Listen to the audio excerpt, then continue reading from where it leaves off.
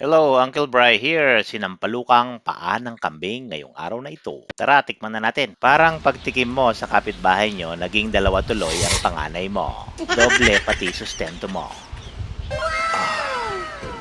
Sarap. Marahil nagtataka kayo bakit may pansit or noodles sa sinampalukan. Ito kasi ginawa ko, no? Imbis na kanin, ginawa kong pansit. Para maiba naman. Kombinasyon ng paa ng kambing at buntot ng baka. As you can see, pinangas ko na po yung paa ng kambing. Mag-stay ka lang sa video na ito para malaman mo kung paano gawin. Tara, mag-prepare na tayo. Sindihan ang kalan at magpakulo ng at least mga 2 liters of water. Matagal na kuluan to.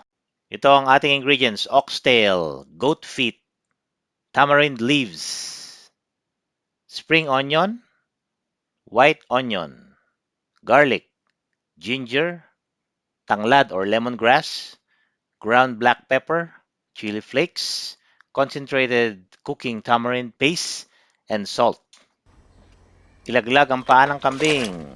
Ilaglag din ang buntot ng baka or oxtail. Magdadad din ng bawang at tatanggalin ang balat nito. Isunod ang ating white onion or puting sibuyas. Kiskisin ang balat ng ating ginger or luya. Tanggalin ang mga excess na balat, tapos isusunod na natin ang spring onion. Tanggalin mo ng ugat, tapos hatiin ng paganito. Tatagtarin natin ang ating luya, ganoon din sa ating tanglad or lemongrass. Balik tayo sa ating pinagpapakuluan, tatanggalin ko po itong mga bula na ito or yung tinatawag na scam. Parang ikaw na mahilig mang-scam, kawawa naman ang mga nabibiktima mo, ang kinakain na lang ay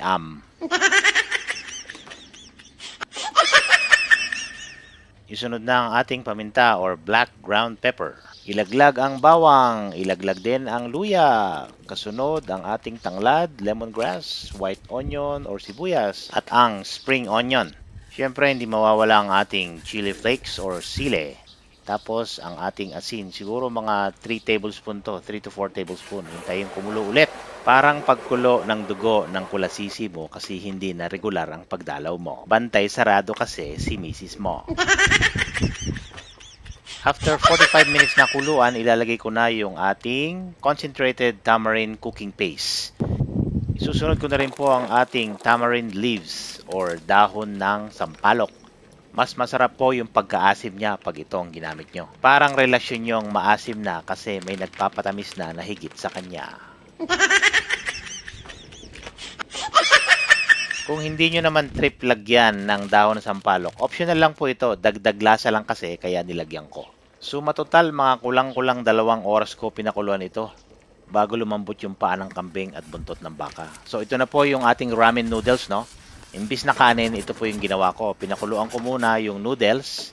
Papakuluan ko siya ng less than 5 minutes. Tapos saka ko isasawsaw dito sa ating kumukulong sabaw.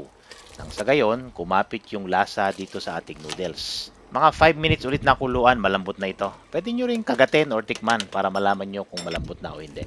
After 5 to 6 minutes na kuluan, ready to serve na. Sa aking mga viewers na hindi pa nakafollow sa akin, follow nyo lang po ako sa Facebook, YouTube, and TikTok para maging updated sa aking mga latest videos. Ito po ang inyong Uncle Bry, signing off. Maraming salamat.